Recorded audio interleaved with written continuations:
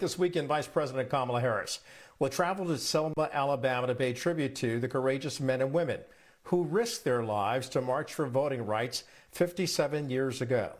The Vice President will participate in a symbolic march across the Edmund Pettus Bridge, where 600 peaceful demonstrators were savagely beaten by Alabama state troopers who tried to prevent them from crossing the bridge.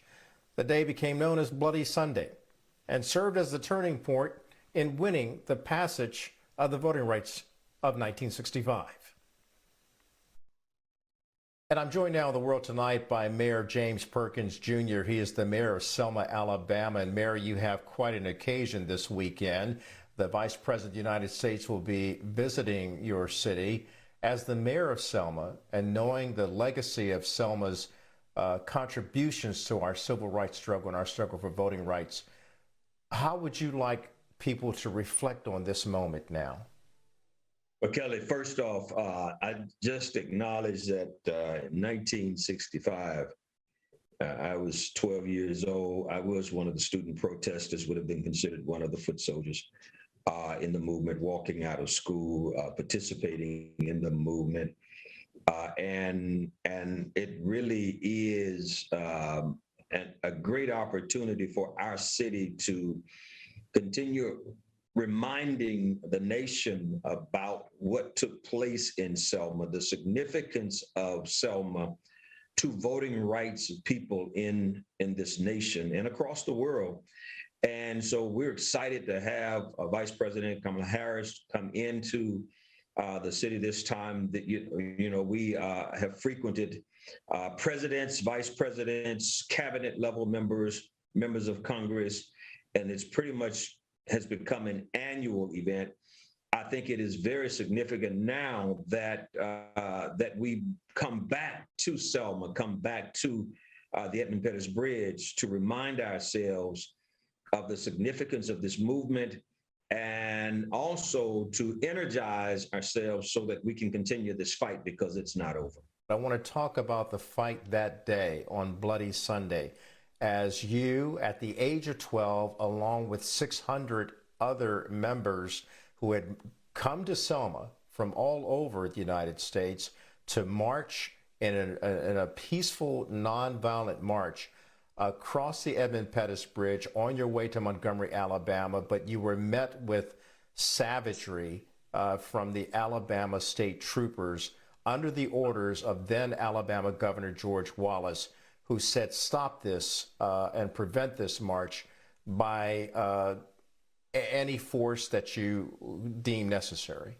You know, on that day, my parents, my mother, who was a emergency room nurse, my father, an educator who was one of the teachers to march during the Teachers March, they did not allow their 12-year-old son to go to that march. And I cried like a little baby because a lot of my friends who were participating were going to the march. They wouldn't let me go. We received a call from the hospital or from one of our neighbors saying what had happened. So my father ended up taking my mother to the hospital, where she was there at an ancillary hospital, Burwell, treating those who were injured.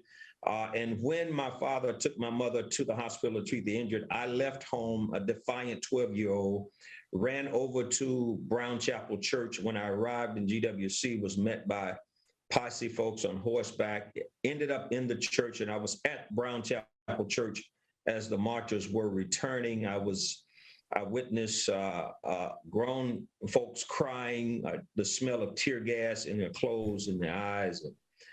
It was quite a traumatic experience for me as a 12-year-old to just witness the aftermath. So I can't even imagine what it was like on that bridge. What does that say about the Black experience in America, that we were willing to die for our right to vote in order to have absolute equality and full citizenship? Selma's involvement in the right to vote for people of color in this nation, Kelly, it did not start in 1965. You have to go back to April of 1865 to fully understand Selma's role and Selma's engagement in this voting rights movement. The last significant battle of the Civil War was fought right here in Selma, the only battle that General Nathan Bedford Forrest lost, the battle where the Wilson Raiders came in to destroy a Navy munitions plant here in Selma.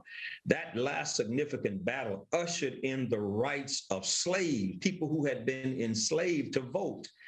And out of that came Benjamin Sterling Turner, getting elected to the United States Congress, lived in Selma, worked in Selma, and is now buried in Selma.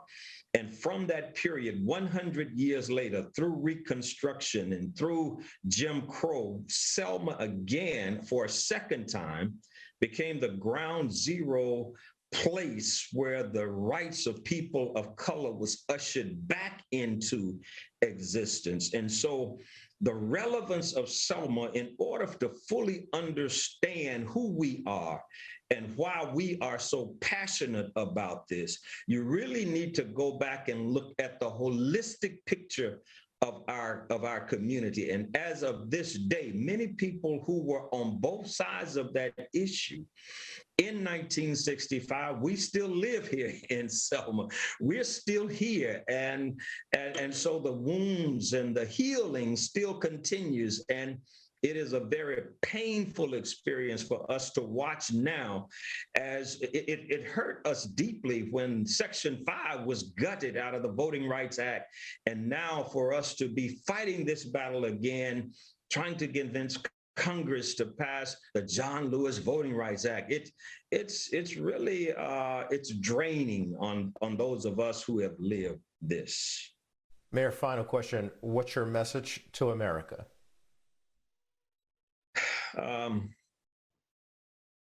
Race is not given to the swift or the strong. He who endures until the end. For all of the challenges and all of the successes that we have experienced and that we shall experience, I say, to God be the glory. And from that perspective, as John Lewis once stated, keep causing and stirring some good trouble. Mayor James Perkins Jr., thank you for joining us this hour, and thank you for sharing your story about Selma, Bloody Sunday.